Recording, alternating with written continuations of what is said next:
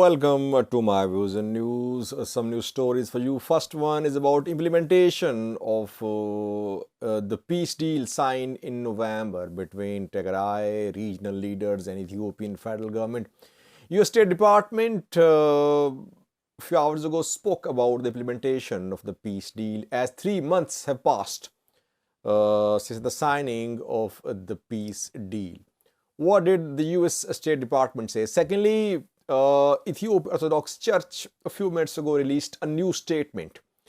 New allegations or old allegations have been repeated by the Orthodox Church against the government, and Church is asking the followers to wear black dress starting from Monday. And thirdly, viewers, the splinter Oromo faction of the Orthodox Church is taking control of churches in Oromia, we know that, and I have been covering their speeches, the areas where they are taking control of churches. Abune Sarios, who is one of the top 3 archbishops who rebelled, he is addressing people in his public appearances, and he was heard addressing people of Valaga in English language. Does he know Fan Oromo language? We have a clip for you of the Archbishop addressing people in Nakante. Firstly, viewers, implementation of TPLF Ethiopian government peace deal signed in November. 3 months have passed, viewers. Implementation very slow, though cessation of hostilities is holding. No fighting since the peace deal was signed. Delivery of aid to Tigray, yes, increased. Surrendering of heavy weapons, yes, it has happened. Confirmed by African Union's observers. Withdrawal of forces from Tigray partially happened. Eritrean military has withdrawn to border areas. Amhara forces withdrawn as well. But still they are in Mesabre, Western Tigray, Southern Tigray. Maybe in border areas of Tigray, Eritrea border. Then no progress regarding establishment of interim government in Tigray. TPLF has not been removed from terrorist designation so far. No progress towards accountability. No progress towards granting of access to UN investigators to Tigray to investigate the abuses, human rights abuses committed during this conflict.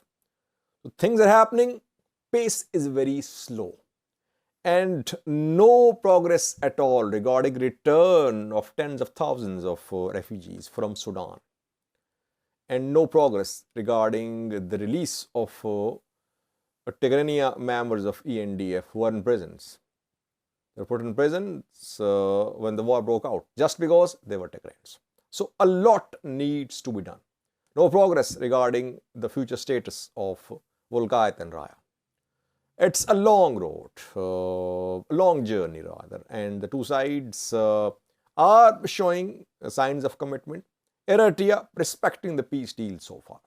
People say it is a spoiler, but so far Eritrea is respecting the peace deal. Gradually, it is withdrawing its forces. Take a listen to what U.S. State Department said about the implementation process.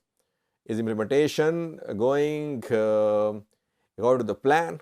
Take a listen to the U.S. State Department spokesman. Today marks 3 months since the government of Ethiopia and the Tigray People's Liberation Front signed a permanent cessation of hostilities agreement in Pretoria, ending a horrific 2-year conflict. Immediately after the signing, the fighting stopped. Over the past 3 months, we have seen important progress by the parties in implementing key aspects of this agreement, including the steady and growing delivery of humanitarian aid, initial steps in discussions about a transitional justice process, the ongoing restoration of services, electricity, telecommunications, and banking, significant turnover of heavy weapons, and in the past couple of weeks, a pullback of Eritrean forces from the Tigray region.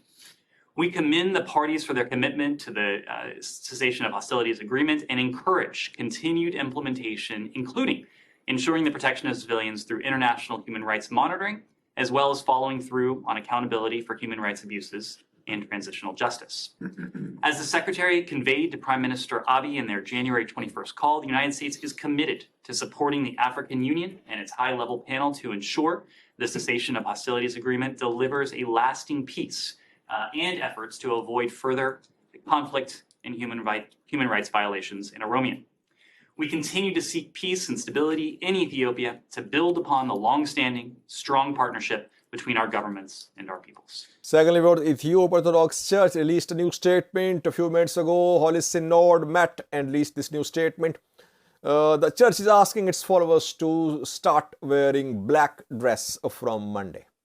Nineveh fasting will start on Monday, 3-day long fasting, and church is asking its followers to visit churches, to wear black and to fast, to pray, so that the church could come out of this crisis. So we could see people wear black from Monday, not only Ethiopia, but outside Ethiopia as well. Church followers across the world are being asked by the church to wear black from Monday. The church says that black is the symbol of perseverance, is symbol of knowledge, symbol of truth. And perseverance is required to overcome the conflict which is being seen. Secondly, again, the church accused government in today's statement. Church says that an illegal group is taking control of church properties, and it is happening with the support of the government. Priests, workers, followers of Orthodox Church are being harassed, tortured, arrested. Government forces involved. But church will not step back from its position. Church's laws must be respected. Other group is illegal group. So you see that no signs of any flexibility shown by the Orthodox Church so far. The church led by Abune Sarios is not recognizing the other group as a legal entity to talk to. Main problem.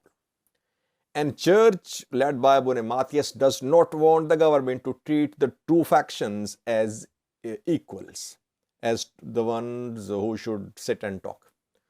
So no flexibility. Church is gradually building pressure upon Ethiopian federal government.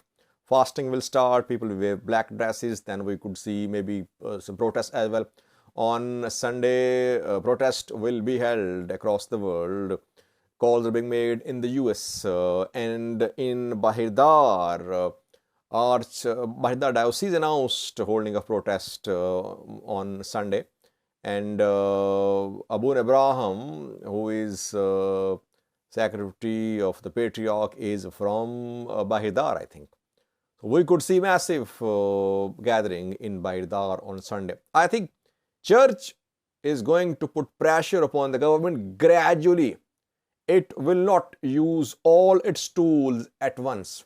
Gradually, it will keep on putting pressure upon the Ethiopian federal government.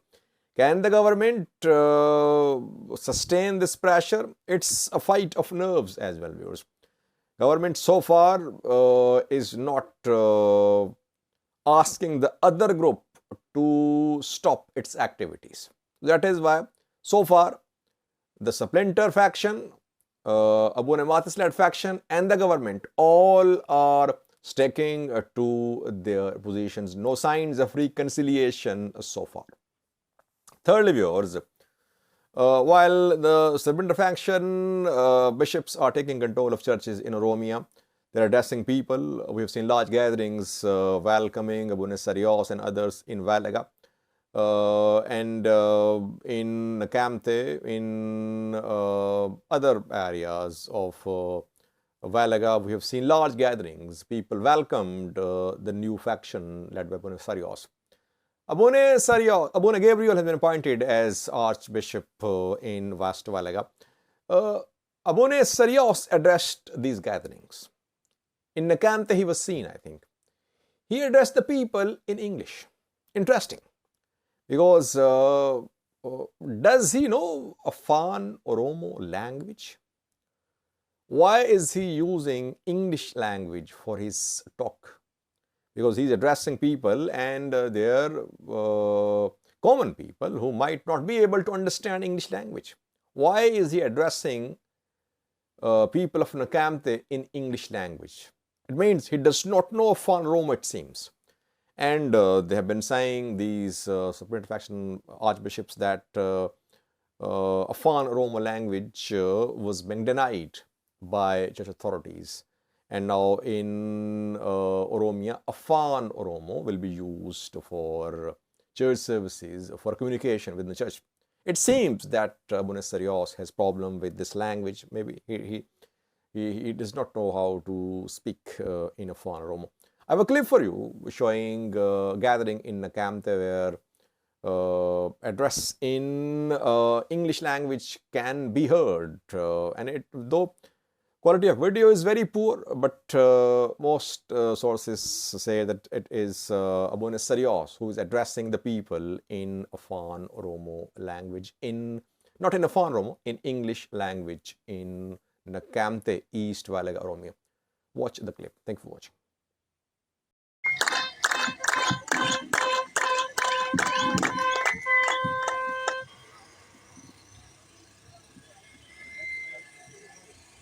In the name of the Father, the Son, the Holy Spirit, one God, Amen. Amen. Your graces, bishops, the church leaders, priests, monks, scholars of the church, young and gentle ladies and gentlemen, people of Nakamte town who are gathered here, may God bless all of you.